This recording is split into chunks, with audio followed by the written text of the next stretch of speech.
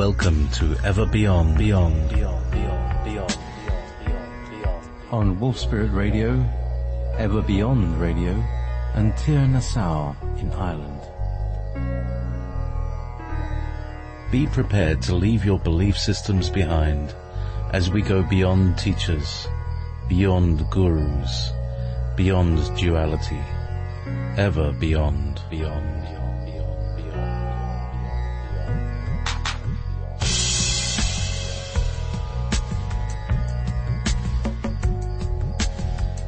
Please join us in the chat room at www.wolfspiritradio.com/listen.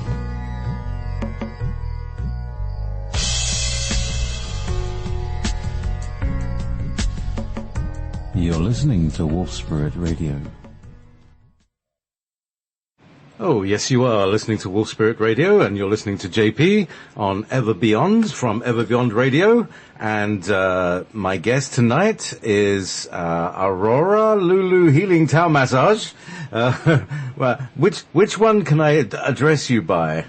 Oh, you can just call me Aurora. Aurora, okay, we'll call you, because I've had several guests called Aurora. There's a lot of people call themselves Aurora, and it's like, well, it's kind of like Dawn.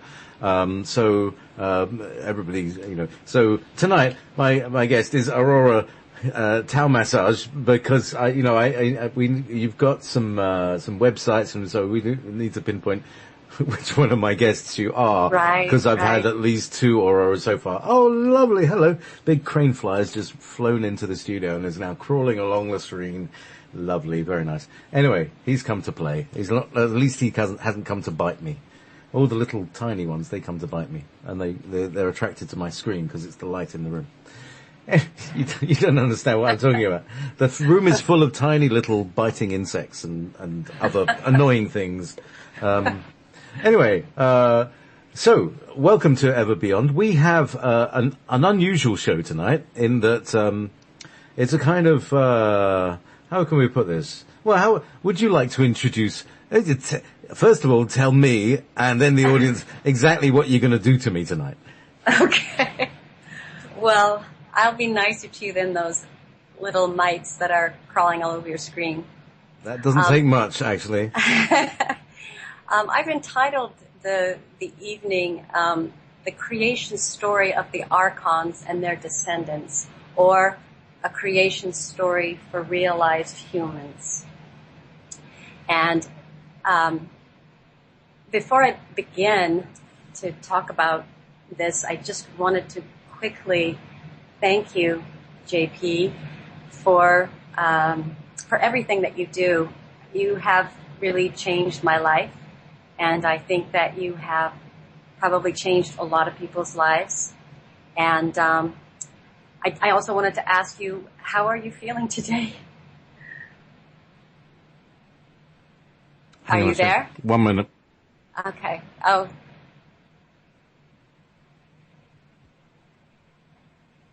Okay. Okay. Yeah, how are you feeling? A lot better. Good. Having realized that I've had concussion all week. Yes. And it's knocked some sense into me, and it's all good, because you know how they say, oh well, I had all this mind control and then all this amnesia and I didn't remember a thing, and then suddenly I got a blow on the head and I remembered everything. Well, there's a bit of that gone on. It's just like a little bit of like who I am, who I feel like, what it feels like to be me. The meanness of it, the meanness? That sounds mean. But the intensity of my own character is showing through in more, I feel my body more. Let's put it like that. Well, good. I'm glad to hear that. So I was worried about you the other day as we were trying to put this together, and oh yeah, I was just exhausted. Really, I've come to the end of my battery. I was really like the little light was bleeping and it was saying, please recharge this battery. And I needed to just completely stop and allow the vibrations to come out that were sort of, underneath the whole thing. And, I had a day off and I let that happen yesterday. It was good. For some reason I played Genesis all day. And I've never really been a Genesis fan. You know, in my teens I wasn't much of a Genesis fan. My mates were all into Genesis and they were into prog. And, I was listening to, the 11th Earl of Mar. Now I have no idea why the 11th Earl of Mar had this particular thing, but it's got that bit that goes right in the middle of it. And that does something. And then there's this other one, which is, you have your own special way. And, that was, that touched something. So, I don't know what it is, but, we'll see if that all comes up during this evening's, Gestalt that, is, bound to, form as a result of this, stirring of the pond of consciousness, as you will be, making. I love the idea of Gestalt happening. Well, that I'm glad to hear. Or Gestalt. Gestalt. Yeah. So I'm really glad to hear that you're better, and I also wanted to just. I wouldn't say I was any better. I wouldn't say I was any better. I'd probably say I'm a little better. feeling better. Yeah, definitely. But it's feeling a little ruder. Actually, yeah. A little ruder in health. Well, I also just wanted to thank you again and thank the people that you have on your show. Simon Parkes has made a huge difference in my life, and I've just been listening actually in the last about 8 months now. Of course, Alex Collier, Wynn Keach, Max Steele, Nancy and Walt, thank you for Shungite. I am very, very sensitive to computers and cell phones, and I was having a very, very difficult time even using any devices, and I feel like a normal human being most of the time because of Shungite. It right away, and I was just listening earlier, and you were talking about the elite Shungite, and actually that's the first Shungite I picked up, and I felt so much energy from that. So I do wonder if different types of Shungite, connect differently with people, because I don't feel quite the same kind of sensation when I pick up, just the other type of Shungite. But I have it on my, Walt and Nancy took good care of me. I have a piece on my refrigerator in my car. I wear several pieces, and I sleep with them. So I just really appreciate them. And then of course Jessica Morocco, who is just such a wonderful healer and a wonderful person. And I got her through you too. And I was feeling very lonesome for people of like minds. And so when I found out that she was close to me, I've gone up to see her like 4 times now, and she's done a world of good for me. So thank you, JP, for your service. You're very welcome. And I'll have to find out how it manages to change anybody's life, because it's really, I'm just marking the kind of thing, just marking my history. And I've always had this feeling of that I was marking history. It's just like everything that was happening to me was happening to the planet and going through. But the thing is, at this point, I'm feeling like I'm making a departure from what's going on in the world. As Nancy and Walt are and everybody, we're choosing a different reality. Which, I don't want that. And I believe that I have I know I have the choice. And I can choose another reality and actually change reality as it happens. So, by knowing what doesn't work and what does work, that's always a good idea, isn't it? Yes. Well, that's a good introduction to what I would like to present to you today, and the intent for this show. This is going to be a little play that you and I are going to perform together and discuss a little bit, after each section of it. This play is actually just Act 1 that we're going to do tonight, and there is a little bit to cover, but this is really the story is about the God before the God in the Bible. This story is taken from Gnostic texts, and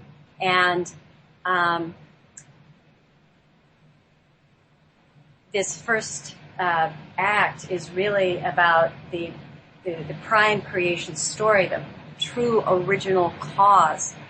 And this story goes before we were Lyrans, or before we were on Orion, before Sirius, before Androgynous, what am I thinking of? Before anyone, Andromedan. Before all of that, I believe that the texts that many of the illuminated people have come from these Gnostic texts.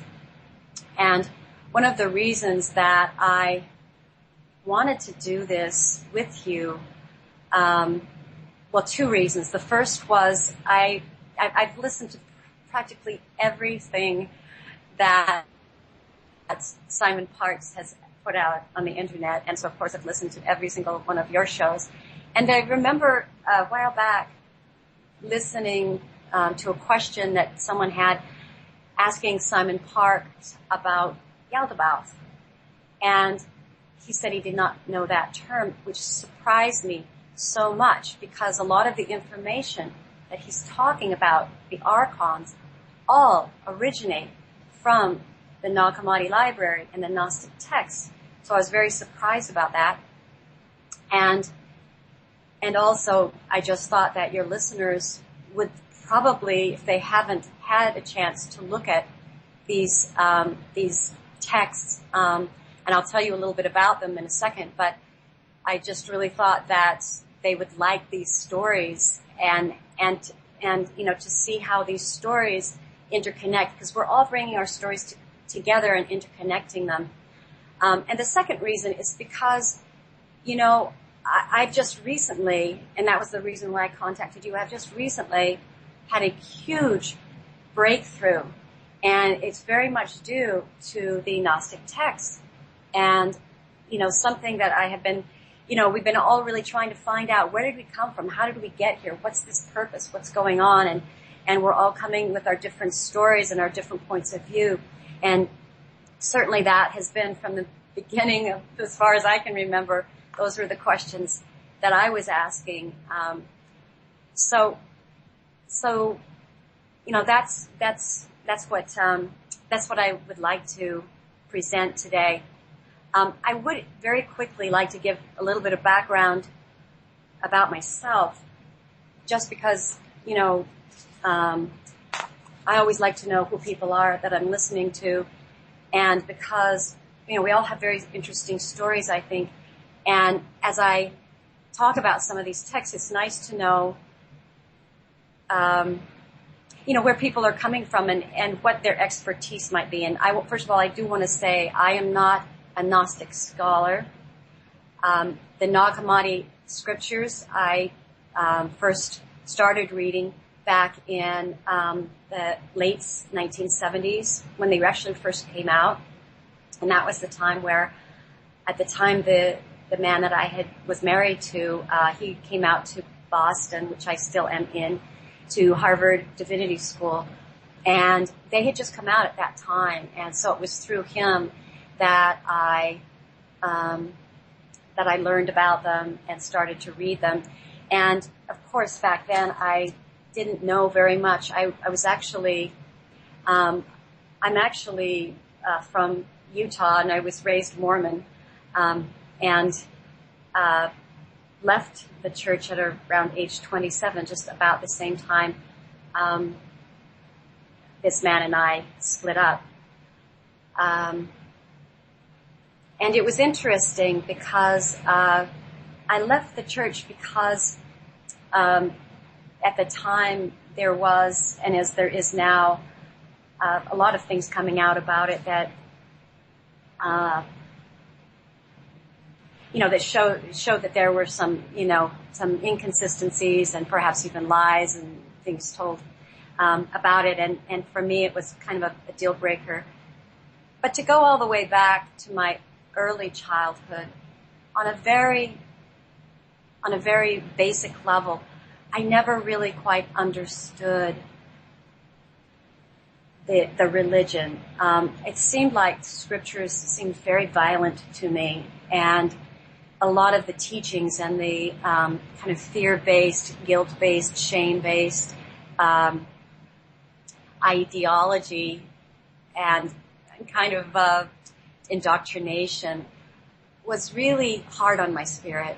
And so even as a child, it was very hard for me to really connect. And it's a funny thing, I'm the only one in my family who left and who needed to leave. I come from a military family, actually. My father was in the Air Force. He served in the Korean War. Both of my parents are also experiencers of UFOs. They both have their UFO story. And strangely enough, you'd think that Mormons would, I don't know, I'm not really sure how people perceive of Mormons, but these stories were just, off the cuff stories. They weren't a big deal in my family. Just like the stories that my mom would tell about the poltergeist in my aunt's, home. These stories of UFOs were just part of our daily, oh yeah, by the way, I saw a UFO today. But in the Mormon religion, Mormons believe that God is like a human being, is like man, but only greater, and lives on the planet Kolob, and that one day we can all go and be with him, and someday, be gods like him and be, have our own planet. So I think that in some way that might have been one reason why it seemed very common. The other thing I remember when I was very young was walking down the street in the town that I lived in, which was a very small town in northern Utah. And I remember thinking and feeling, I am alone here. I am the only human and everyone else is a robot. And I felt so alone. I felt like this abyss in the center of my heart. And I didn't know why I felt that way. But I do remember that I did not seem to feel like other people. Yeah, I've been to Salt Lake City too. Well, actually, it's Brigham. It's north Brigham. of Salt Lake. Okay. Yeah, I never went north. I only went south. Salt Lake. Hey, have you heard of the Manti crew? The Manti? The Manti community, TLC group? I don't think they have. The True and Living Church of the Last Saints of Jesus of the Last Saints of the Days of the something. It just gets really complicated. Yes. Well, and there's so many, like fundamentalist groups, and, my parents weren't polygamists. They're not, there are a lot of fundamentalist groups, offshoots. I will say, and this is how I feel about really anyone, and that is even with my own family, and that is, I will meet and join anyone, anywhere. It hasn't been easy for my family, for me not to be Mormon with my family. There have been many times I felt like, what is wrong with me? Why can't I just buck it up and just do what they're doing? But I really find that I don't want to be separate from anyone in humanity, and certainly not my family.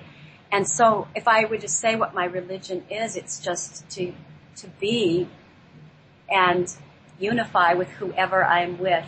And if that means I go to church, I'll go to church with you, I don't want to be separated, spiritually from people. I do, want to just talk a little bit about, I am in recovery. I was bulimic for many years, and I think that the bulimia also had to do with the fact that I was an empath. probably a healer, and I couldn't stomach the world very well, and I ended up going into treatment for bulimia. I was bulimic for about 13 years, and I've been in recovery for quite some time now. But when I left the Mormon Church, I was really trying to figure out, part of the reason I left it is because I thought I wasn't going to recover from bulimia if I didn't.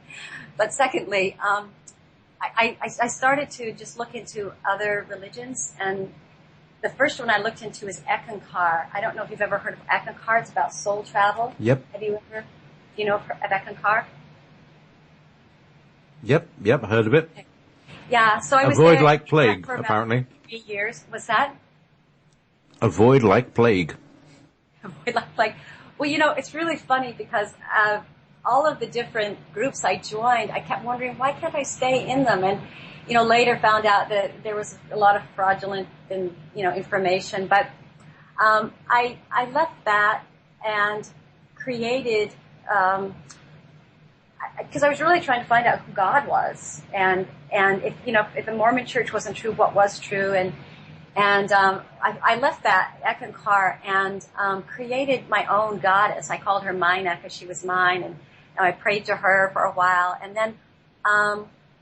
then I joined this Ascension Society, which was run at the time by a man named MSI, or Society for Ascension, and I learned some Ascension techniques. And actually, this was a really interesting experience because there was a point in a long meditation I did where I actually popped open and I saw the world as a heavenly place. And this happened for almost half a day until my ego got involved and I came crashing back down.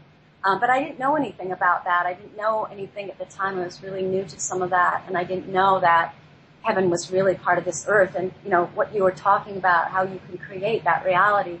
But for about 6 hours, I could just, everything glowed, the whole world glowed. I was in so much ecstasy and happiness and love and peace.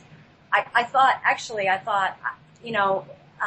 I would never get anything done if this is the way I felt all the time, because nothing would matter to me because this is so beautiful. And I, just to say, I really have never taken really any drugs or anything like that, so I didn't really know how to compare it with any kind of drug-induced state. But it was something that that really made me see a different reality. And then, excuse me. Actually, I'm listening. Aurora, I'm listening to you on. Are you hearing me through my through your headphones? I am. Because I'm hearing you through your laptop microphone.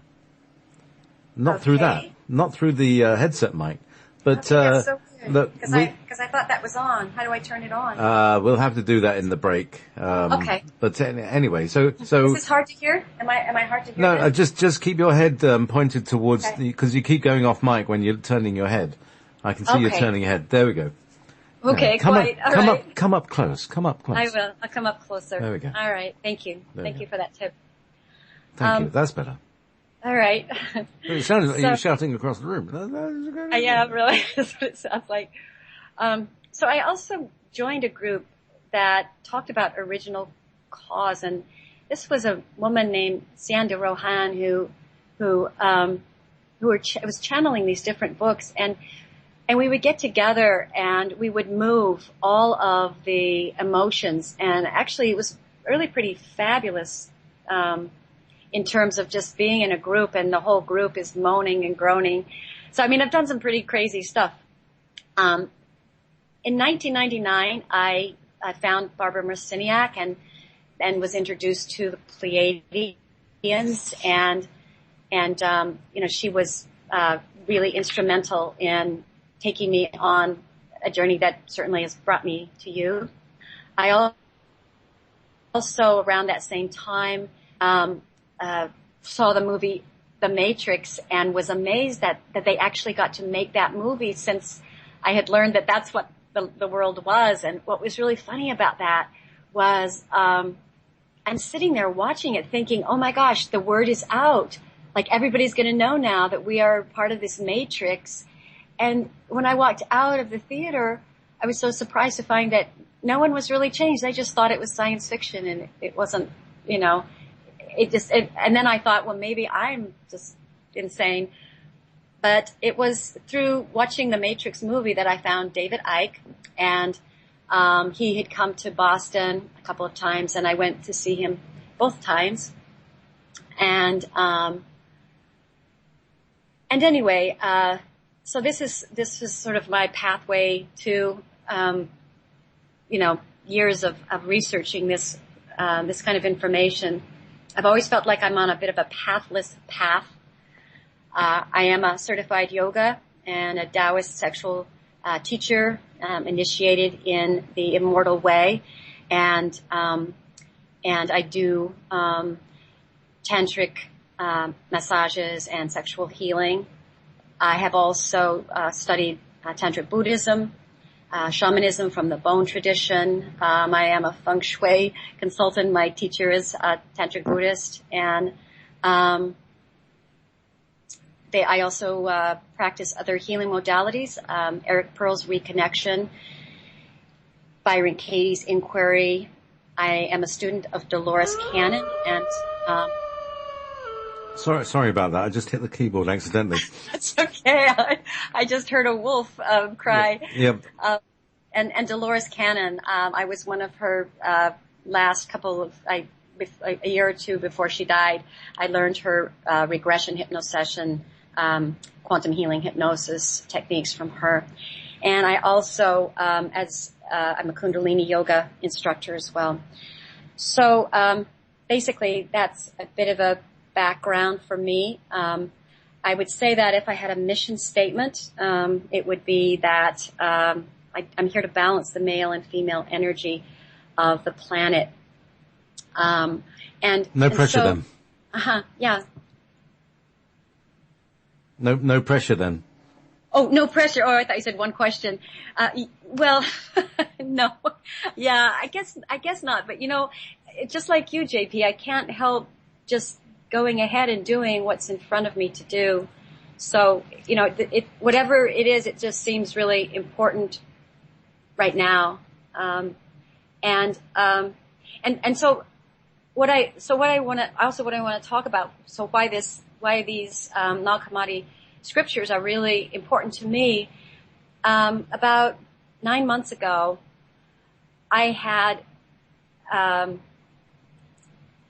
something happened where it feels like I had a curse put on me, and I had just finished writing a wonderful writing retreat. I am writing a book, and I was really feeling like I was getting in a very good place with it, and it was like the rug was pulled out of me, and I got bed bugs, and I couldn't sleep. I had different things happening to my body.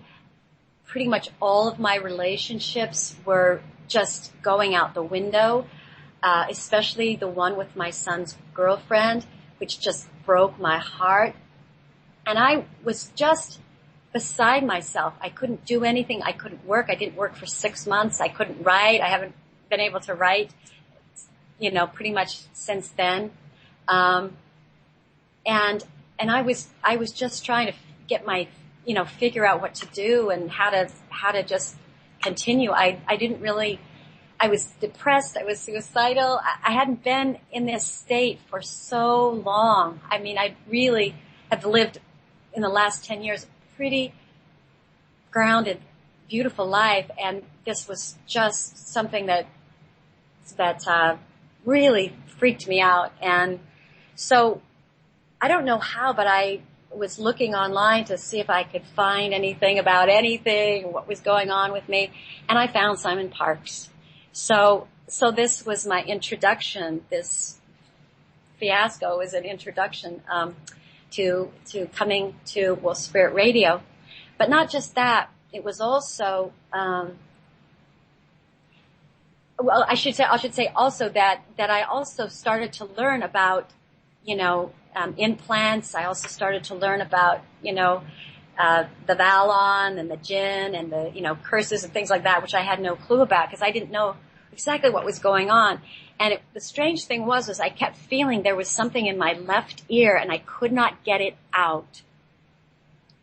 Well, a few weeks ago, I had someone do Dolores Cannon's quantum healing hypnosis on me to find out what was going on.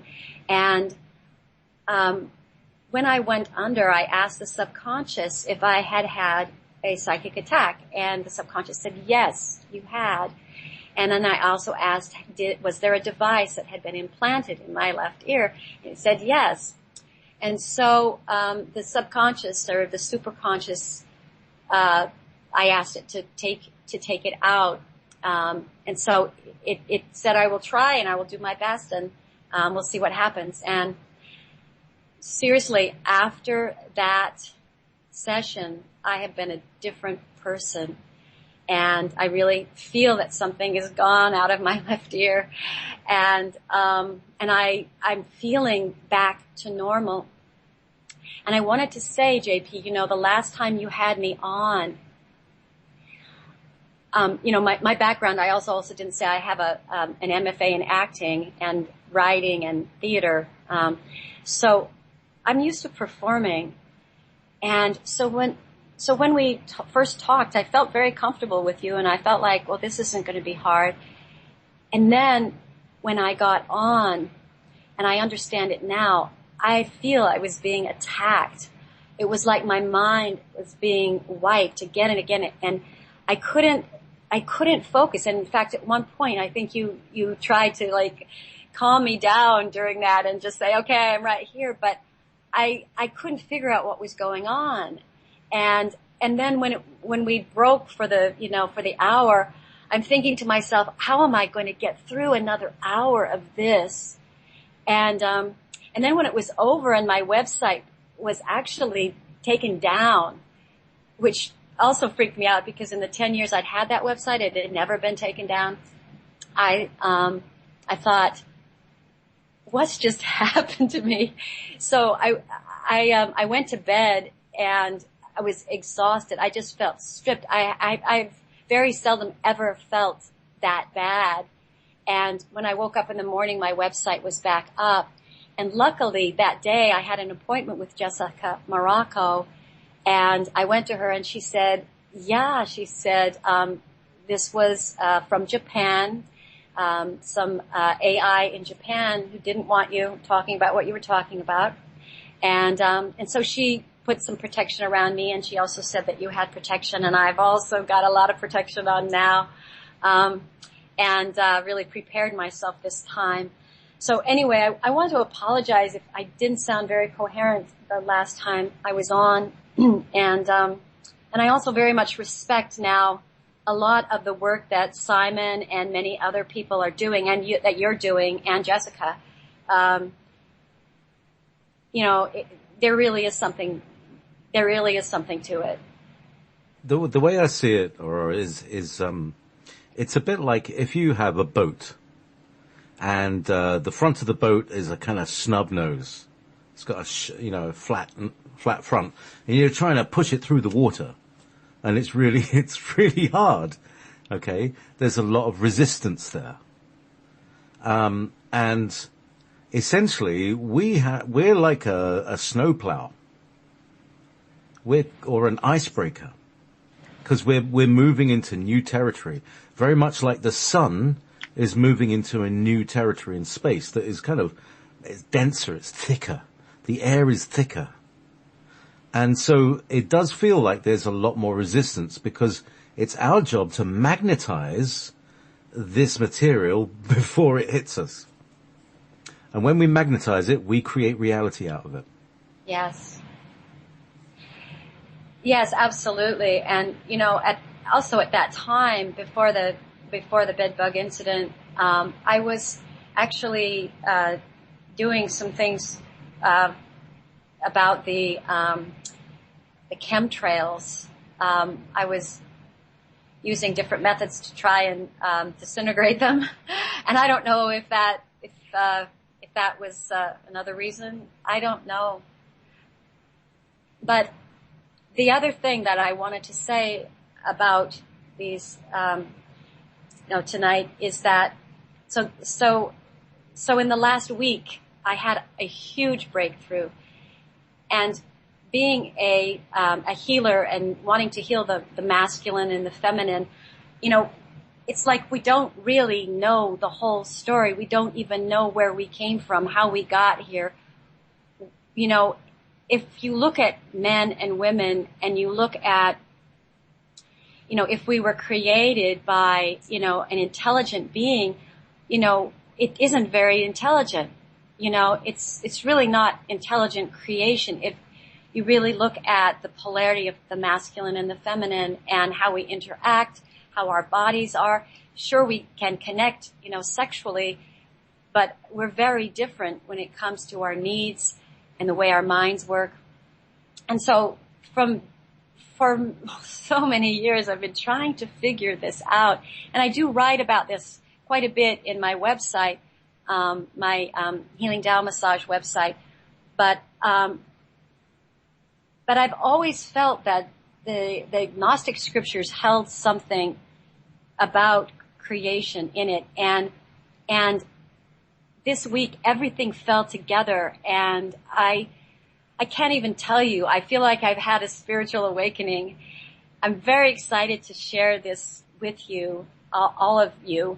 And I will just say that, I was listening to Audrey.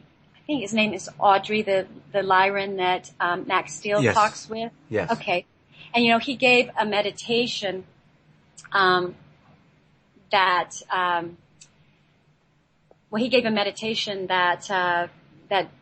really, I would say, goes right along with what has come about for me, and in what am I trying to say here?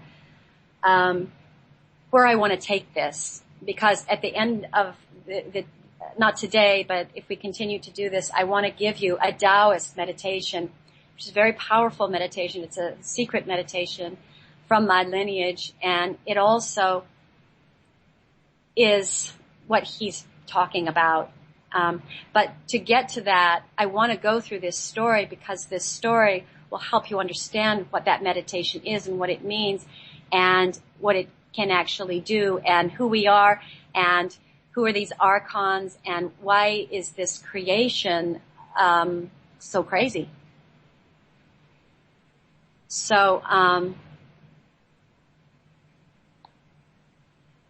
me just see here. I'm going to bring up.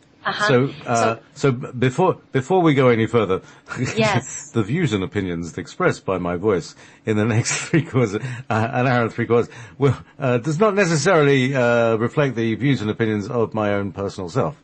Just saying that, I don't know what I'm going to be saying, but I'm just saying, because I often voice things and it's clear, but here on my show, it's like usually my own opinion. You see? You understand what I'm saying? So I would love your opinion. So I'm just putting my own personal disclaimer, just in case you might hear me say something that like, oh, that doesn't sound like JP. But anyway, we don't know yet. We don't know, because, I'm playing different characters. So, do you want to start with this? What would you like to do? Well, let me first, let me just first give a short introduction. Let me just tell you exactly how we would love to see this unfold. I want to talk a little bit about the Nag Hammadi, just very quickly, about what it is, how it came about, because it's a very interesting story, and if people don't know about the Nag Hammadi scriptures, then I think you'll really like this story. And then I want to talk about how God changes your brain, and then that should be at the top of the hour, and then we'll go into the script, and we'll just go right into it, okay? And I put your part on, and I put my part on, so I think you'll be able to read it, and we'll just read it and play with each other. So does that sound fun? Okay. She said cautiously. on air. But we will also we'll get you a little more close mic'd. This is close mic'd, okay? Okay, all right. Because distant mic is a bit like again. But would you like to? Okay, so there's your intro. Please carry on, please. Okay, all right. So I just want to talk about the Nag Hammadi scriptures, and let me just see. So back in December of 1945, an Arab peasant made an astonishing archaeological discovery in Upper Egypt. And this man was Muhammad Ali al-Saman. And it wasn't until 30 years later that we really get these texts. He was digging with his brother. He and his brother had a feud, and his father had been murdered. And they'd gone out to the Jabal to dig for saba, which is a soft soil they used to fertilize their crops in. And as he was digging around a massive boulder, he hit a red earthenware jar. It was almost a meter high. And anyway, at first he didn't want to open it because he thought a jinn might be inside, but then he considered that there might be something valuable inside. And when he opened it, he discovered inside 13 papyrus books bound in leather. And so, funnily enough, he returns home and he just dumps all of these books next to the stove. And his mother actually burned some of the papyrus. But later on, he does end up, a few weeks later, Muhammad Ali, he and his brother go out and they avenge their father's death by murdering this man, Ahad is Ishmael, and they murder him pretty badly. They hack off his limbs and rip out his heart and devour it amongst them, which is their ultimate act of revenge. And so he gets put in jail, and he's afraid that that something's going to happen to these texts, so he gives them to someone to hold for him. And the man is actually I think a local history teacher, or at least a local history teacher saw the books and suspected that they might have value. And so he sent them to a friend in Cairo. And anyway, long story short, everybody starts to become very interested in these books. It takes a while for them to figure out what it is. But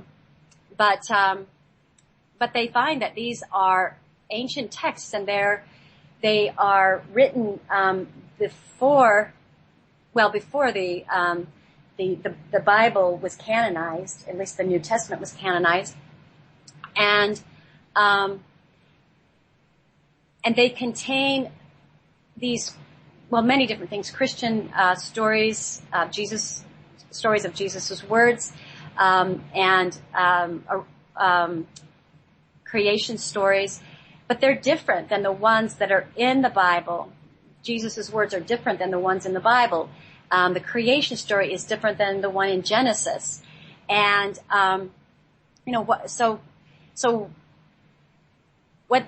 what they sort of saw and tried to put things together was that,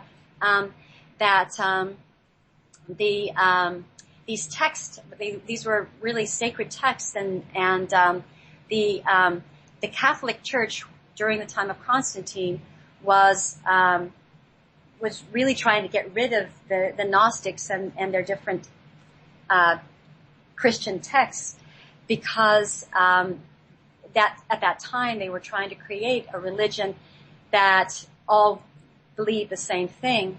And so these texts were heretical, and I think his name is Irenaeus of Lyon was a big wig in the Catholic Church at that time, and he would write. They realized from his writings that that's what these were taken from, because he quotes some of them and some of the heretics that were writing them in his book. And so anyway, the Nag Hammadi scriptures came out of a time when these Gnostics were actually being killed and murdered because they weren't even allowed to read or preach any of what was in these books. So, in my opinion, in reading them and looking at them and trying to understand them, they are a lot of what we've been talking about on Wolf Spirit Radio in terms of the archons, in terms of who's in charge here, the Anunnaki, in terms of how do we get back to being enlightened humans again. The answers are all, in my opinion, in this book in terms of bringing it all together. And that's why I think it's a really important book to look at and to study. Any comments? And so, yes, indeed. Well, I have been aware of Gnostics, because of course it's the root of the knowledge, Gnosticism. Exactly. Gnosis means knowledge. Yeah, so it's knowing God directly. The difference between the Gnostics and those of the, Catholic, the Roman Catholic Church is Gnostics believed that the only thing that mattered was your personal experience, and that you can't be saved by someone else. That, Christ didn't come here to save, that he came here to give information so that you can save yourself, and the kingdom of heaven is within you, not somewhere else, and that you needed to get your own information, as opposed to the Catholic Church, which was saying you need to do it through the church, that there was a pathway and you had to do it through someone else, and that you just came and, took the Eucharist, but that it was the priest who was the one that you had to get all of your salvation through, and it was Christ who you had to get your salvation through. So there is the ability through Gnosticism to, all right, so here's a bit of personal with you. 30 years ago, I was in a coma, and one of the lucid dreams experiences that I had, I don't remember very much of it, but I do remember being underground in the desert learning stuff. Wow. And there are some others which were very traumatic, which were, that I remember those much more. They were kind of like horror movies, like being in a horror movie. You remember this from when you were in a coma? Yeah. When you came out of the coma, you had memories of dreaming in that coma? Yeah. Oh my goodness, I didn't know that was possible. Well, I was kind of out, basically, I got knocked out of my body. I hit a car at 60 miles an hour and not the bike at 60 miles. I was flying at 60 miles an hour basically into the side of a car. My spirit bodies just kept going. It took a while before they kind of snapped back into my body, and I needed a little bit of help to kind of shoehorn them back in. That's when I learned about subtle bodies. It's like, what are you talking about? I went to a chiropractor. You were supposed to be fixing my back, aren't you? He's talking about these subtle bodies and these etheric bodies and all this stuff. And I'm like, slowly it's dawning on me what he's talking about. And he was an amazing teacher, and I just had to go to him because he was fixing my back and making my back a lot better. But he did a lot more than making my back better, because he was actually a healer at the same time. And most of the times, whenever I've done my back in, and I've done me back in, it's like I've torn my back many times since then, because it's kind of been vulnerable. And every time I go, I meet a healer that teaches me something. So they're all lessons. So when I've now got the attitude that, people say, oh, I'm under attack or I'm targeted. No. Consider it as training. Just consider it training, and you'll be able to cope with it, because if you consider it training, it's not a victim thing. and you're empowering, and it's like the weirding module in the Dune films. Yeah. Like it's, like these training things that throw knives at you so that you can avoid them and learn to be the flexible, godlike being that you're talking about. And Yeah. it's very interesting because, probably you're aware, but you may not be aware that the Masons and the Mormons are very connected because they're trying to restore the temple, tradition, which is the same course, thing. yes. Yes, I mean, I was married in the temple and I did my endowments, so I know I've taken out, I've done that ceremony. You don't and still wear the underwear thing? Not anymore, no. No. What did it feel like against the skin? Was it like soft and comfortable, or what? I mean, no, really, because that's the whole Mormon, the experience of being a Mormon is like being always in this thing. Question. I cannot believe you're asking this question. Sorry, but I mean, it just passed my mind, and you're probably the best person to talk about the sensual experience of being a Mormon, because yeah. By the way, I'm a Mormon elder, according to some small sect in Manti. I've had I was baptized in the River Avon. Oh, no. And they said, oh yes, you're an elder because you're born in the tribe of Levi and all this bollocks. So anyway, as far as, yeah, I just thought, just in case. So if I could put this, if I can put this in your terms, you are actually asking me about my Mormon knickers? Yeah. Tell me what you're wearing. No, because you see, a lot of people don't understand what I just was talking about, and it's known as the garment, and exactly, it's the with a capital G, is the garment, and it's a kind of spiritual armor, isn't it? Well, yes, I want to be respectful of it because, a lot of fun is made about it and you can go online and you can see a pair. I mean, they're modeled online. But really, truly, when you take, anyone who takes out their endowments and they go, there's a lot of sincerity in it and it's an initiation and you're making a commitment. So, when I was a Mormon and I wore them, I didn't love it. I'm telling you. I mean, they're not really that comfortable. And, most everyone who, when they've left the church, it's one of the best things they get rid of. It's just like they're as happy as could be. It's like peeling off a reptilian skin, isn't it?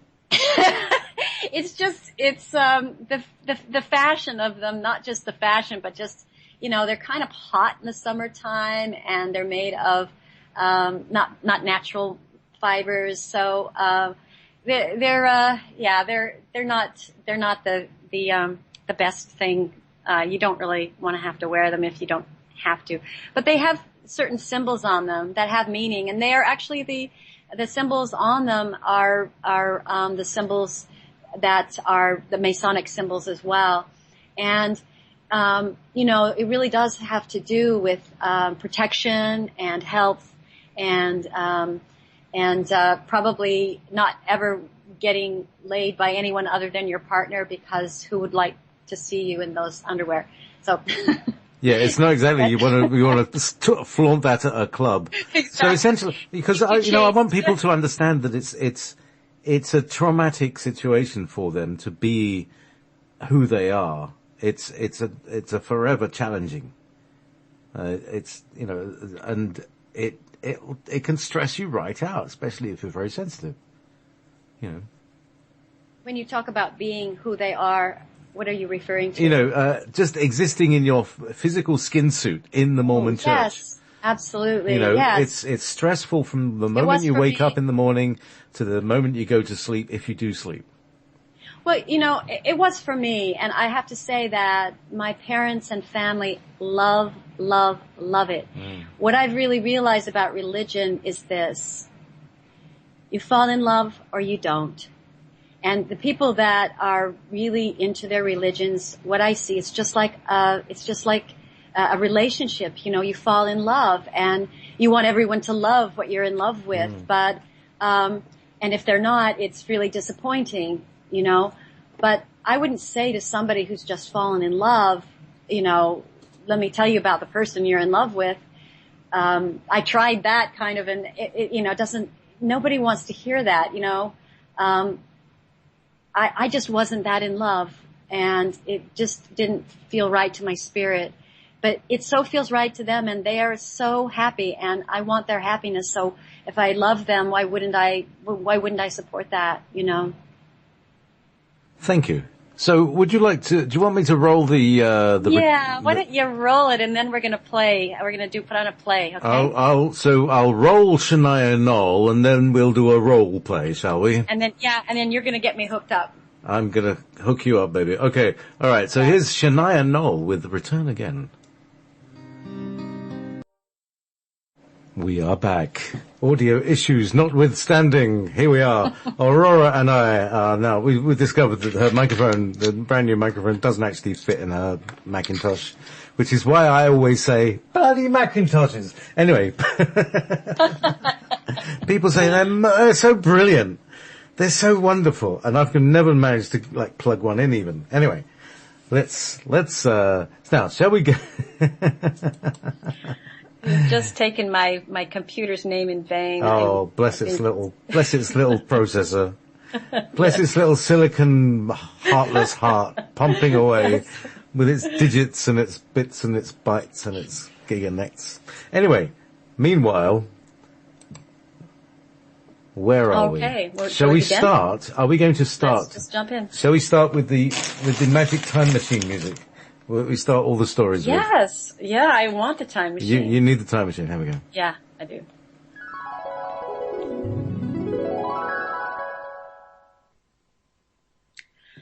The creation story of the archons and their descendants, or a creation story for realized humans. Prologue. The Tao that can be told is not the eternal Tao. The name that can be named is not the eternal name. The unnameable is the eternally real. Naming is the origin of all particular things. Free from desire, you realize the mystery. Caught in desire, you see only the manifestations. Yet mystery and manifestations arise from the same source.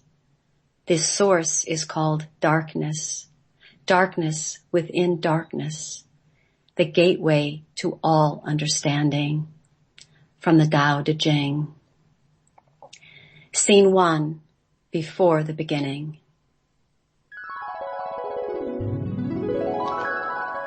Greetings.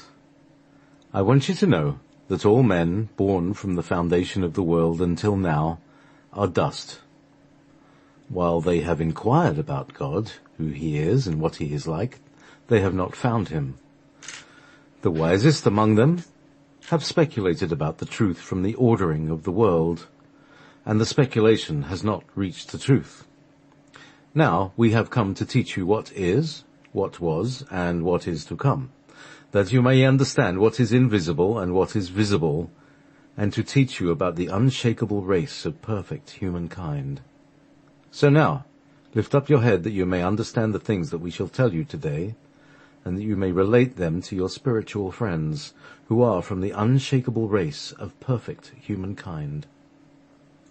Since everyone, the gods of the world and people, say that nothing existed prior to chaos, we shall demonstrate that they are mistaken, since they do not know the origin of chaos and its roots. Here is the demonstration. How agreeable it is to all people to say that chaos is darkness, but actually, chaos comes from a shadow that has been called darkness.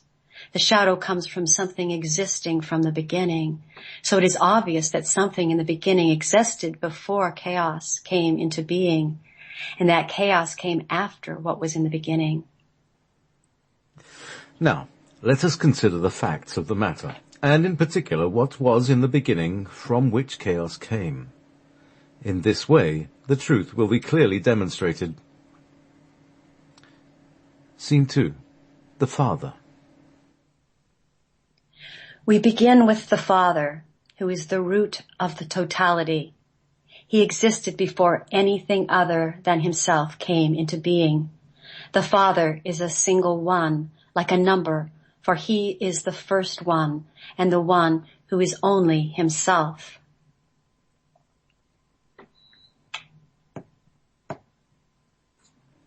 Let us tell you about the One. Please understand this. The One is a sovereign that has nothing over it. It is God and Father of all, the invisible One that is over all, that is incorruptible, that is pure light at which no one can gaze. The One is the invisible Spirit. We should not think of it as a God or like a God, for it is greater than a God because it has nothing over it and no Lord above it. It does not exist within anything inferior to it, since everything exists within it alone. It is eternal, since it does not need anything, for it is absolutely complete. It has never lacked anything in order to be completed by it. Rather, it is always absolutely complete in light. The One is illimitable, since there is nothing before it to limit it. Unfathomable, since there is nothing before it to fathom it. Immeasurable, since there was nothing before it to measure it. Invisible, since nothing has seen it. Eternal, since it exists eternally. Unutterable, since nothing could comprehend it to utter it. Unnameable, since there is nothing before it to give it a name. The One is the immeasurable light, pure, holy, immaculate. The One is unutterable and is perfect in incorruptibility. Not that it is part of perfection or blessedness or divinity. It is much greater. The One is not corporeal and is not incorporeal. The One is not large and is not small.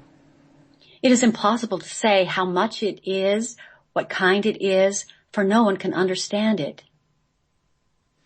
The One is not among the things that exist, but is much greater. Not that it is greater. Rather, that it is in itself.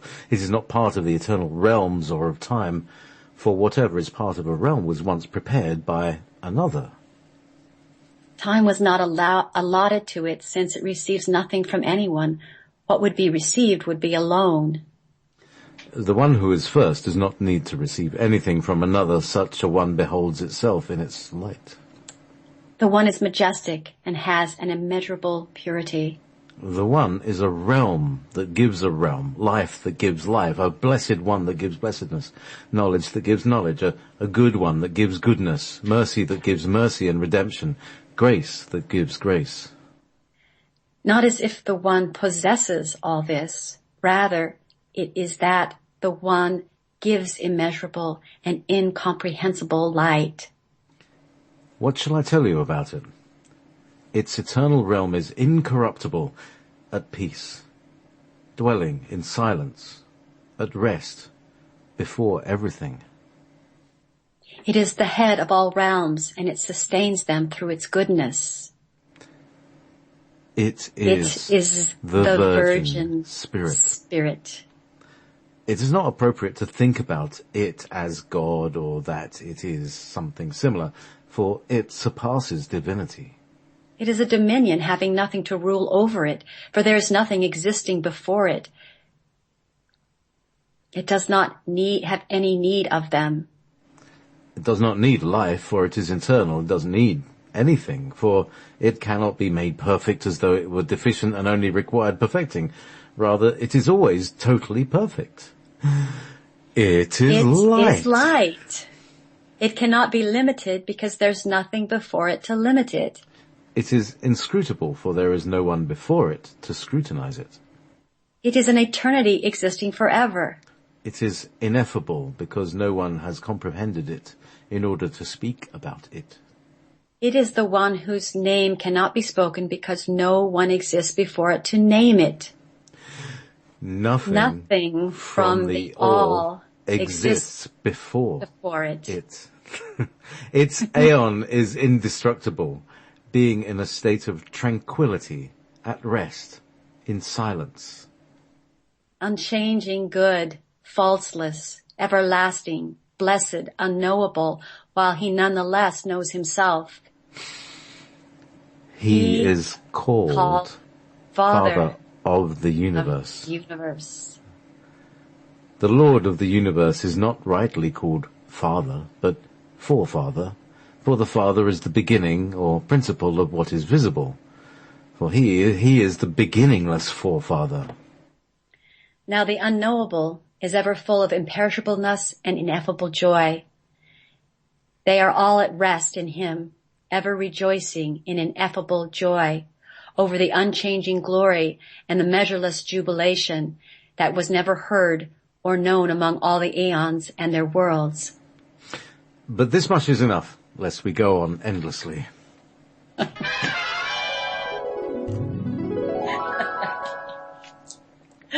Break here for discussion, it says here. Exactly.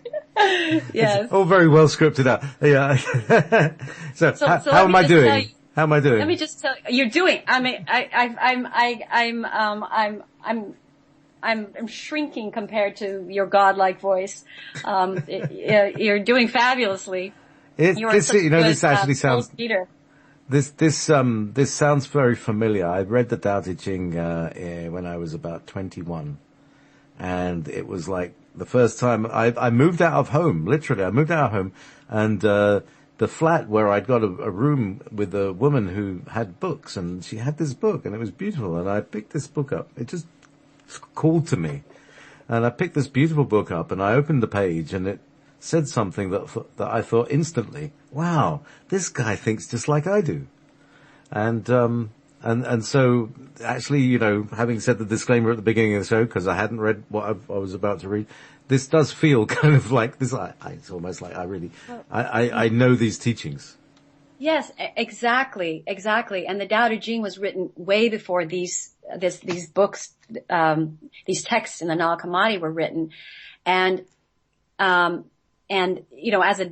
as somebody who studied the Tao a lot, and, I got the very same impression. It's like, this is the Tao Te Ching. This is the beginning, the cosmology of Taoism.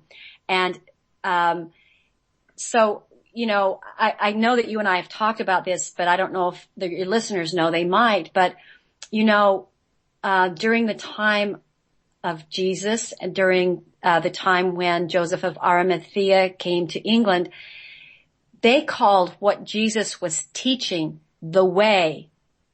And that is what Tao means, the way. And so I believe there's got to be some connection in these texts, that these texts come from very old cosmology, that the Gnostics, I believe Gnosticism and Taoism are very, very, very close, in terms of, and of course there's a lot of different schools of Gnosticism, but there are some that are almost like very identical. A Taoist could probably sit with a Gnostic and they can hang, Well, as I was, as an archbishop I met on the London Underground tube, said to me one day, we would say, I just mentioned numbers, and he said, he just leaned forward. It's like, the reason numbers are there, because it's the truth. He said, it's like, yeah, that's why, it's because we're both talking the truth from your own perspective. And that's what I like. I like to be able to bring the perspective together so that we all can bounce off and as Dan Winter says, conjugate the phase conjugate, which basically mean, I've now discovered that this is exactly what you have to do with a solar panel and when you generate electricity. And in technical terms, it's called grid tying. So you tie in with the frequency of the national grid that you're connected in, and then you can send electricity back down the line that is in phase. So when we're in phase, like for instance, when you breathe together, this is what I've noticed during my sessions, is that I breathe with the person, and then we go along the journey because we're literally on the same wavelength. So when people breathe together in the same frequency, that is how we all attune. That's literally what's going on. We can change our heartbeat and we can change our breathing rate. Yeah. So. Yeah. So just to kind of, talk about what we just read. So first you can count on me for off topic. Yeah. Yes. Well, that's okay. You and I are breathing together right now, and I noticed you did that with me when we had our together moment. So, so first there was pure existence, something that existed without consciousness and without a name. It was empty yet pregnant with potential and potential for all manifestations. And this is very Taoist, and this is the Taoist cosmology. It was pure stillness. The Gnostics call it the One, the undifferentiated, invisible virgin spirit. It is the spring of living water. And so we're going to go into the next part, because this intelligence could not experience itself, for it had nothing to compare itself to. It was in the ocean. It was all this water and living water like an ocean, but it could not understand wetness, for there was nothing dry to compare itself to. It was like being asleep, yet with potential to awake, and an impulse, arises. And, so the next part that we're going to talk about is the impulse that arises from this ineffable virgin spirit. And, I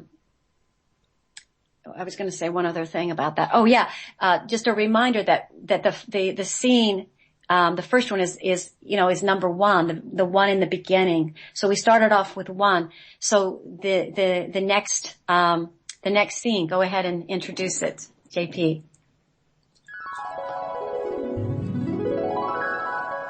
Scene 3, 1 becomes 2, or Barbelo appears. Is that how you pronounce it? I say Barbelo, but that's American, and Barbelo, I like that. Barbelo appears. Barbelo. Barbelo. Like bar and below. Below the bar. That's kind of, so let's go below the bar. Now. We've heard names so far. Yeah, so this is the first name we get. Now, this Father is the one who beholds itself in the light surrounding him. This light is the spring of living water and provides for all the realms. The spring of the Spirit flowed from the living water of the light, and it abundantly supplied all the aeons and the worlds. It is the one who knows itself alone in the light water that surrounds it, which is the spring of living water, the light which is full of purity.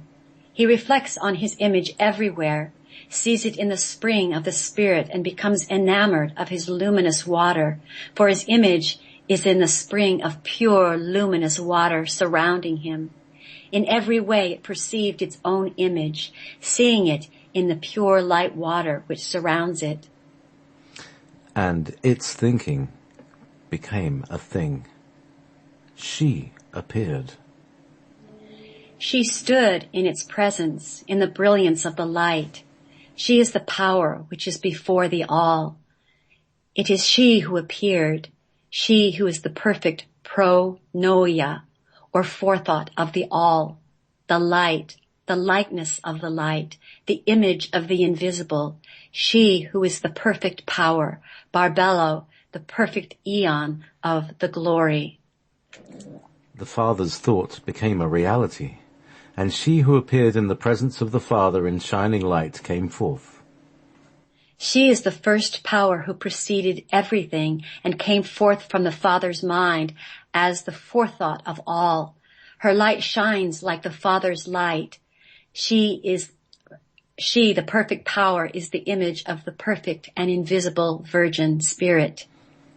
She, the first power, the glory of Barbelo, the perfect glory among the realms, the glory of revelation. She glorified and praised the Virgin Spirit, for because of the Spirit she had come forth. She glorifies it because she appeared through it and she perceived it. Her glory glorifies it because she appeared through it. She is the primal thought, protenoia, its image. First thought speaks. I am first thought, the thought that is in light. I am movement that is in all. she in whom the realm of all takes its stand, the firstborn among those who came into being, she who exists before all, she who is called by 3 names, although she exists alone, since she is perfect. I am invisible within the thought of the invisible one. I am revealed in the immeasurable, ineffable things. I am intangible, dwelling in the intangible. I move in every creature. She is the first thought, the image of the Spirit, and thus she became the universal womb, for she precedes everything. The Mother Father, The first human, the Holy Spirit, the triple male, the triple power, the androgynous one with 3 names, the eternal realm among the invisible beings. the first to come forth. Scene 4. First thought asks for 4 gifts and glorifies the Virgin Spirit. Barbelo asked the invisible Virgin Spirit to give her foreknowledge, and the Spirit consented. When the Spirit consented, immediately foreknowledge appeared and stood by forethought. The first one who came from the thought of the invisible Virgin Spirit. Foreknowledge glorified the Spirit and the Spirit's perfect power. Barbelo, and the Spirit's perfect power, Barbelo, for because of her, foreknowledge had come into being. Foreknowledge, I glorify your perfect power because of the Virgin Spirit, and because of Barbelo, I have come into being. Barbelo, forethought, asked again to be given another gift, incorruptibility, so that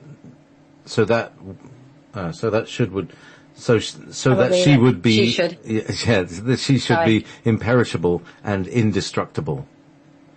All right, I'll start it again. Barbelo, forethought, asked again to be given another gift, incorruptibility, so that she would be imperishable and indestructibility, and the Virgin Spirit consented. When the Spirit consented, immediately incorruptibility appeared and stood by thought and foreknowledge. Incorruptibility glorified the invisible one and Barbelo. Because of her, they had come into being. Incorruptibility says, I glorify your perfect power.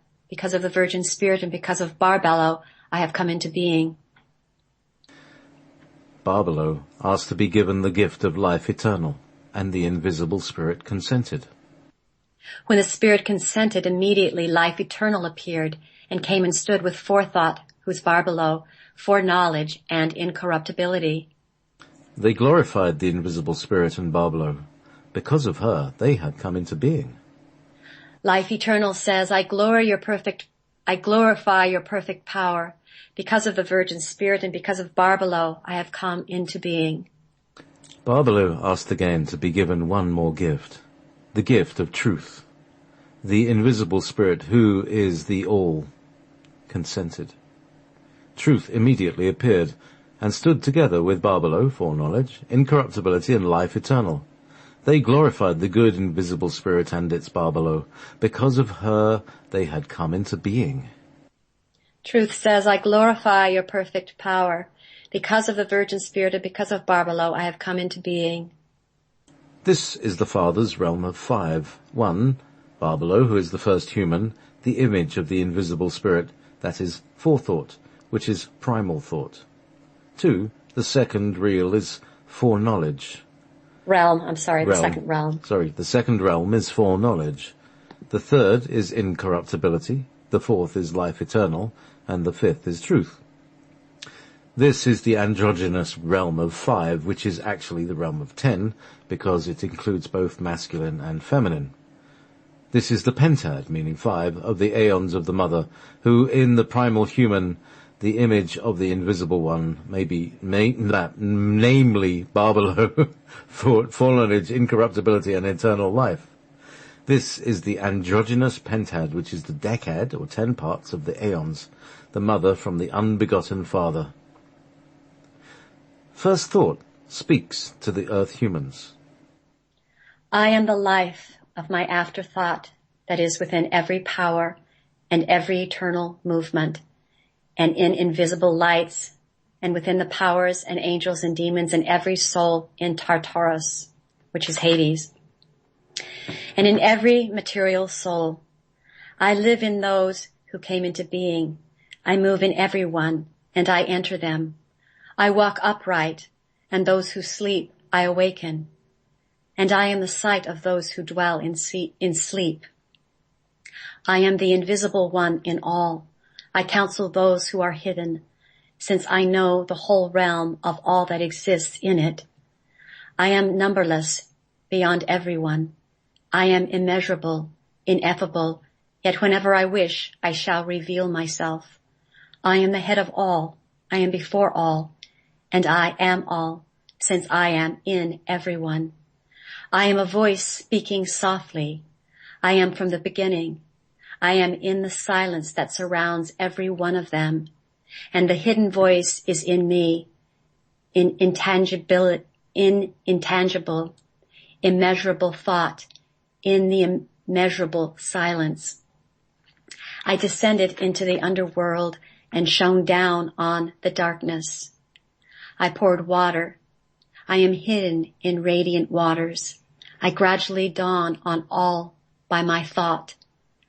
I am weighed down with the voice. Through me knowledge comes.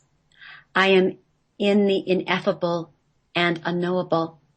I am perception and knowledge, uttering a voice by means of thought. I am the real voice. I cry out in everyone, and they recognize it, since a seed lives in them. I am the Father's thought, and through me came the voice, the knowledge of everlasting things. I am as thought for all. I am joined to unknowable and intangible thought. I revealed myself in all who know me, for I joined everyone in hidden thought and exalted voice, and in a voice from the invisible thought. Break for discussion. So that was quite a speech. Yeah. Yeah. I'm the life. I just wanted to say, if people didn't get this or I hadn't really said it before, all of this is taken from, I pieced them together from different texts in the Nag Hammadi. You won't find, the Nag Hammadi written in the way that I've written it. I've written it in more of a play-like form, in a liturgical type play form. These are different voices from some different writers. And so it kind of, I don't know.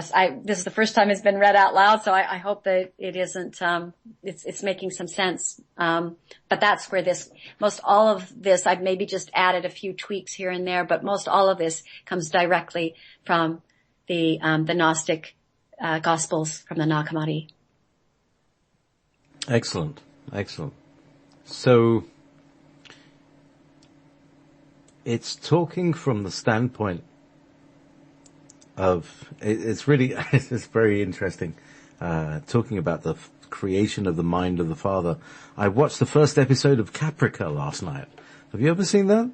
I haven't. What is it about? It's the prequel to, Battlestar Galactica. Okay. Really? Yeah. And it's the creation of the machine that they call the Xylon. Which is essentially their robot super soldier, and the intelligence that they use was, there was a genius father who was like a sort of Bill Gates, and he had a daughter, who was kind of rebellious, and she hacked his, holographic network to create a kind of sub-network that was like, you can do anything. It's like a virtual reality, like Second Life now.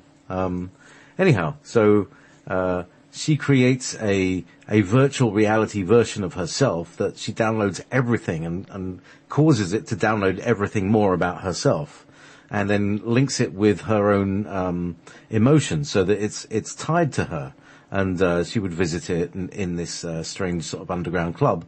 So basically the daughter creates this thing, and then she gets killed in a terrorist attack, and there's this thing that's left, and that thing that bereft child, young consciousness becomes the digital basis of the Xylon warrior because it's angry.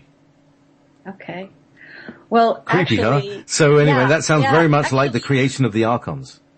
It is, and we'll be getting to that next time, big time. Next time in the next time, big time. exciting episode of whatever this goes. But anyway, so go ahead. It's exactly that, and you know what we're finding here, and again, this is like, you know, the separation of the Tao into yin and yang. So there's, you know, male and female, but what we're getting here, what we're really learning here, is that everything comes from thought.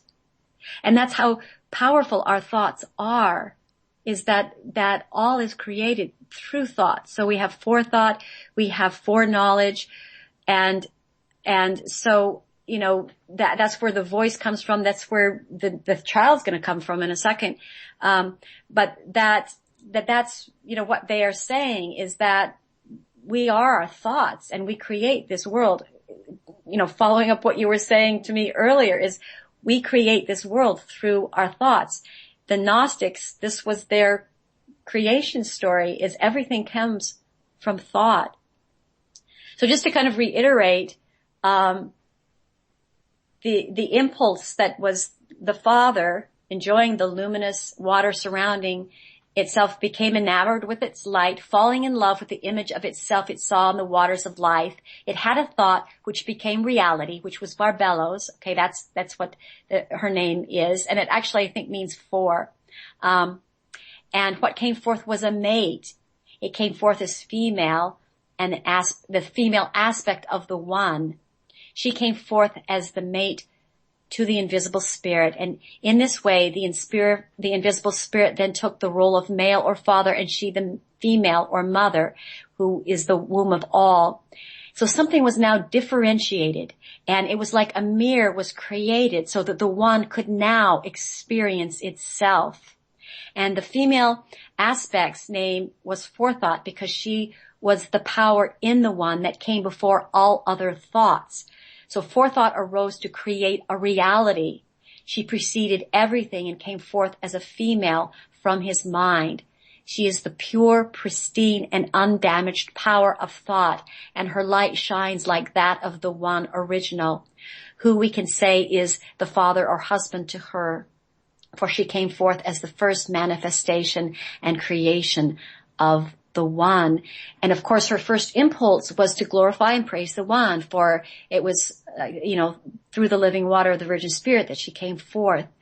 As the first thought and the image of the invisible spirit, she became the universal womb for everyone, for every thought, which includes all of us that came after her, for she precedes before all the other thoughts that came after her. So that's just a kind of overall summation of what we just read.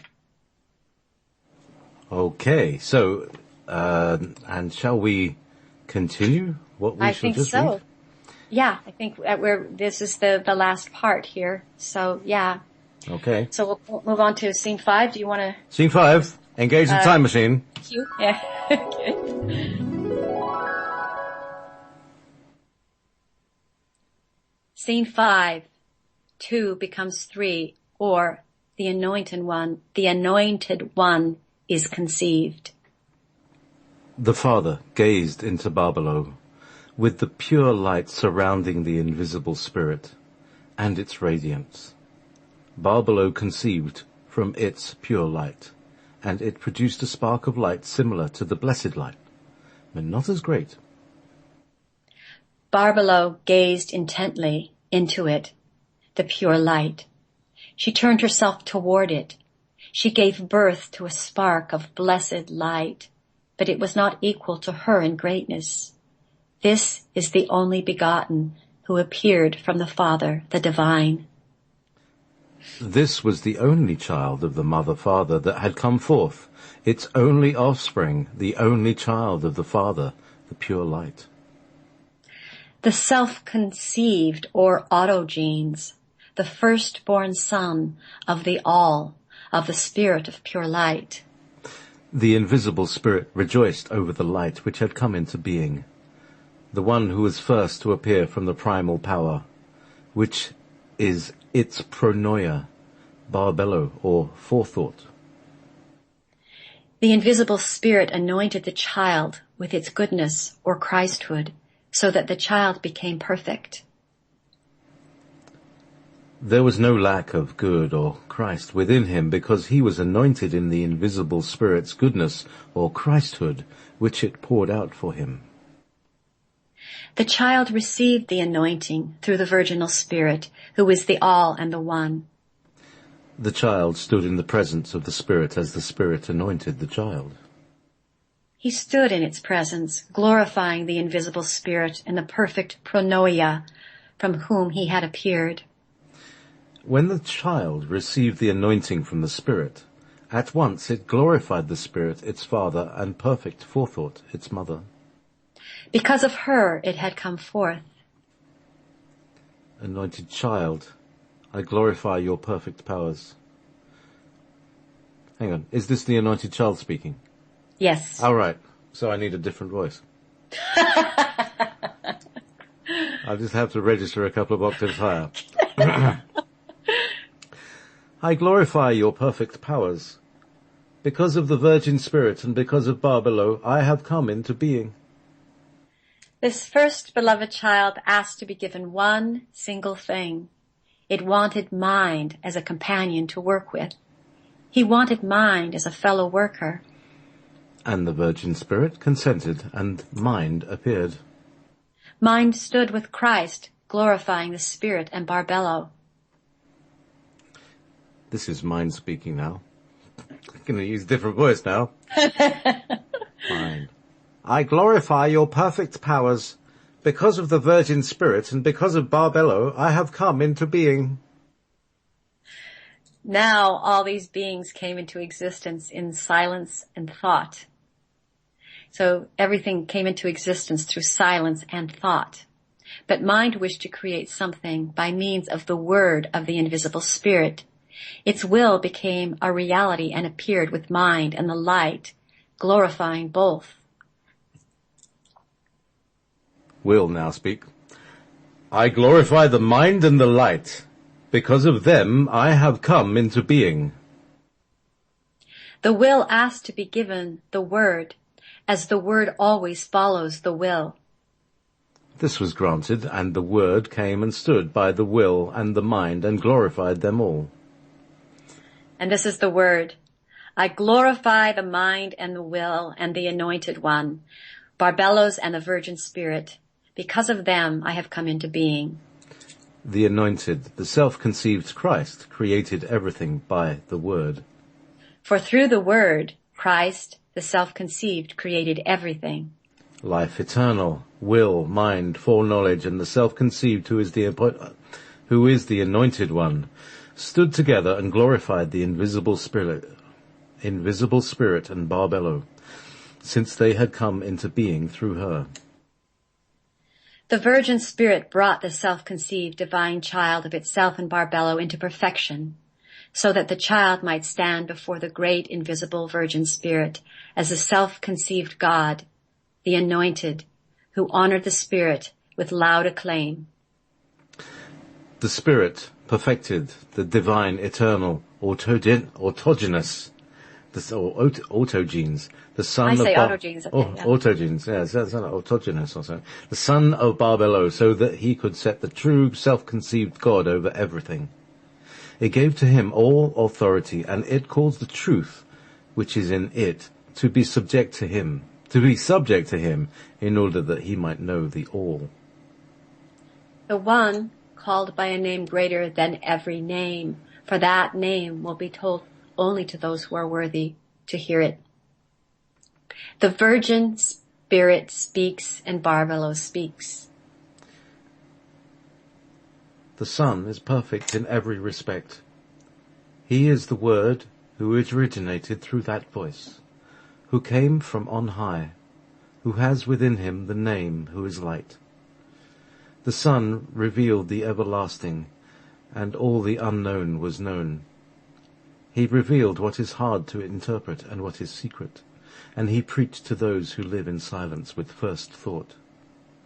And he revealed himself to those who are in darkness, and he clarified himself to those in the abyss.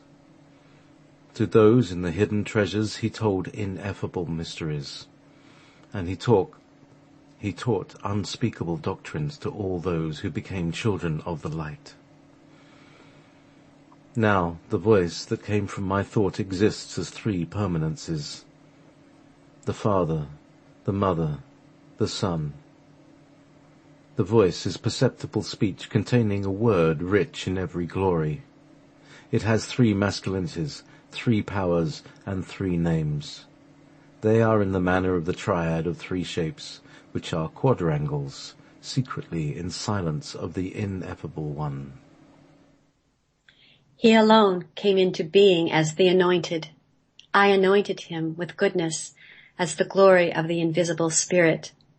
I established these three alone in glory over the eternal realms in living water. Glory surrounds him who first appeared in the light of the exalted aeons and realms.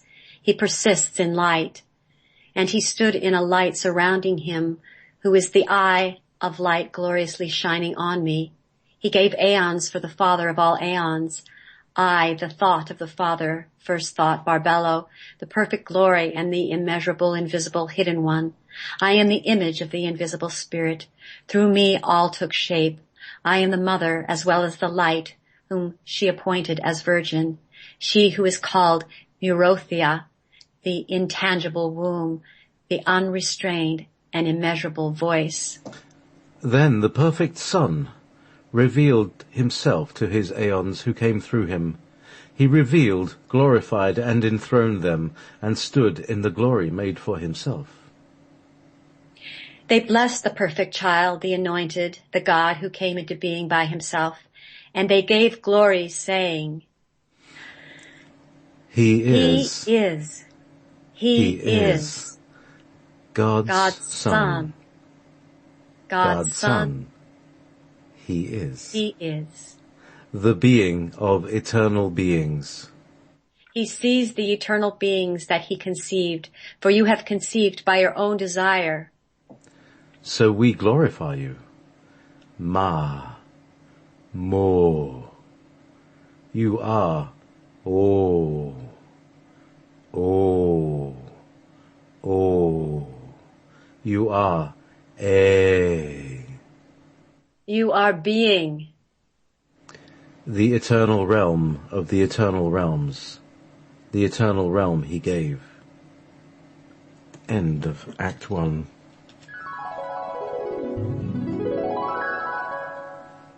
Well, strangest show I've ever done. You did such a great job. My goodness, that was, your voices were really wonderful. Well, you know, I'm getting used to characterizing in the moment, since I'm thrown these, you know, like I was saying, you know, everything's training. Well, the Andronicus has been quite a training to do this kind of thing.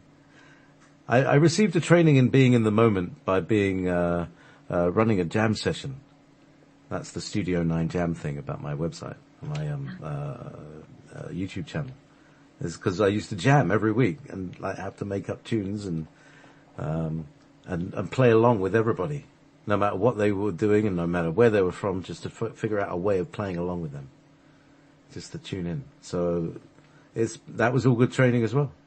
Well, you're a master at it now, sir. Well, there we go.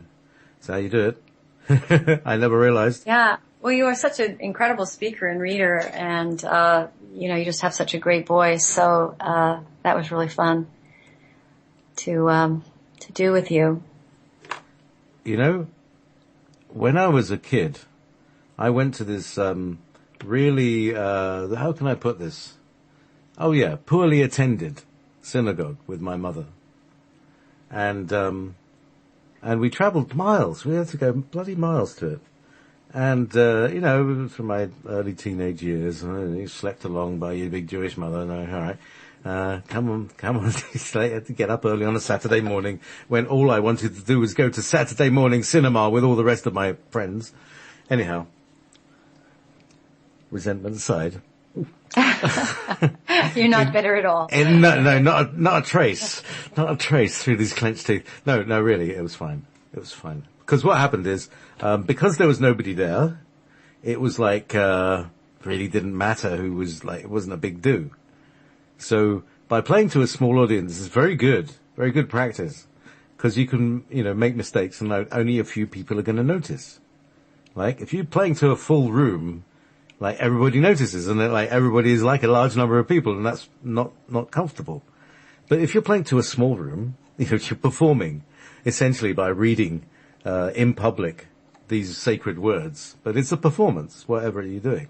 Yes, yes. And so I learned to read to be able to go up to the lectern, open the Bible and just read it. I learned to read the language of it and pronounce it just like as if it was a natural language, you see.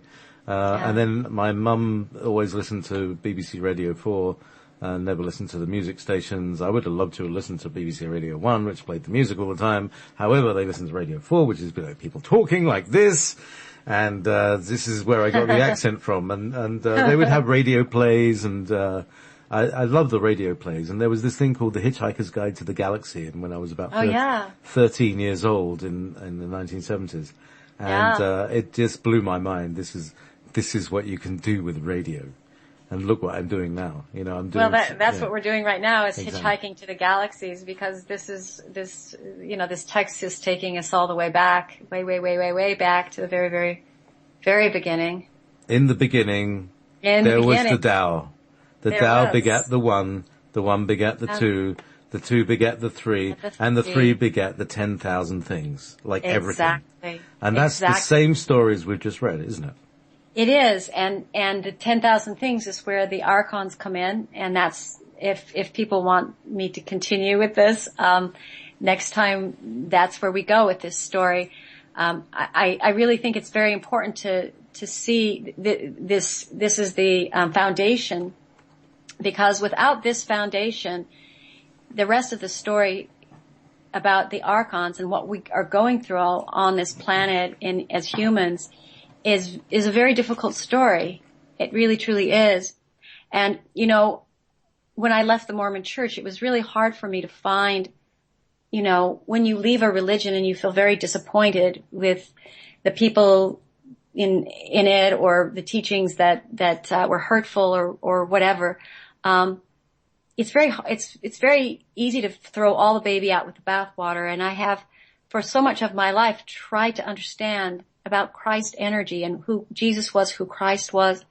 And a lot of the things that I learned from Dolores Cannon in some of her books, because she did hypno sessions with people who were around during the time of Christ and during the time of Qumran, and the Gnostics at that time. And so I have had several experiences now, actually giving hypno sessions to people who had lifetimes, one who had a lifetime around the time of Christ and who was helped by Christ, and another who was a nun in France, wasn't around that time. But both of these people, when they came out of hypnosis, were glowing with the glow I had never seen anyone come out with.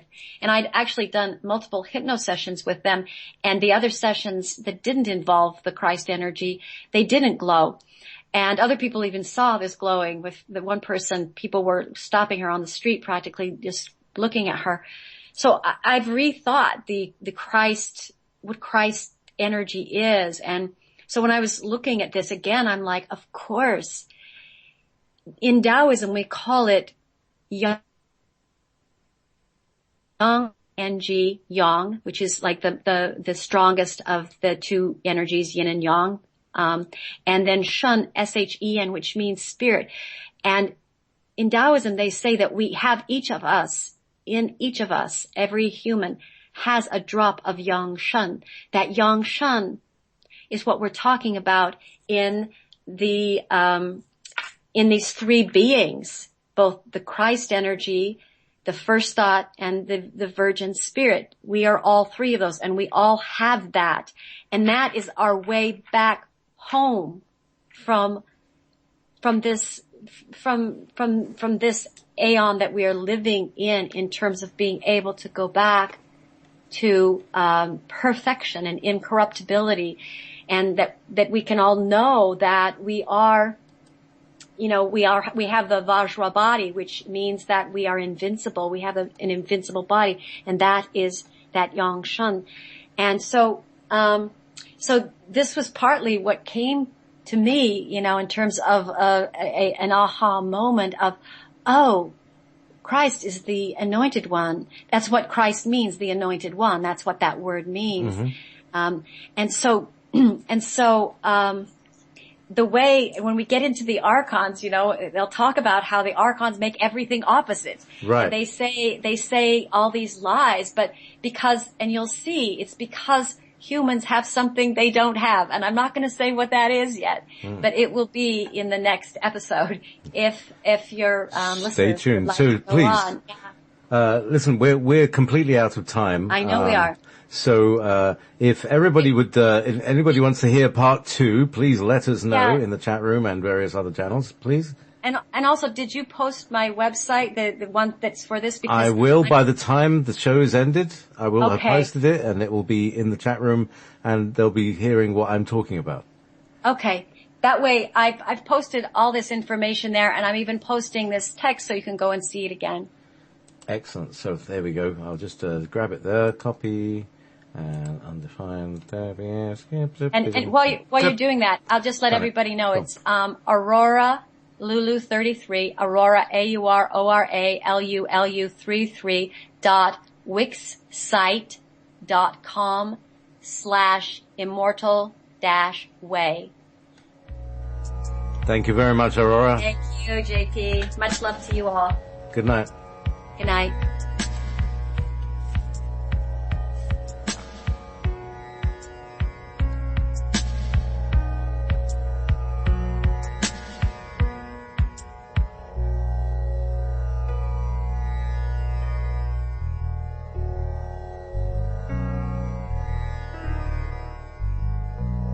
Beyond, beyond, beyond, beyond, beyond, beyond.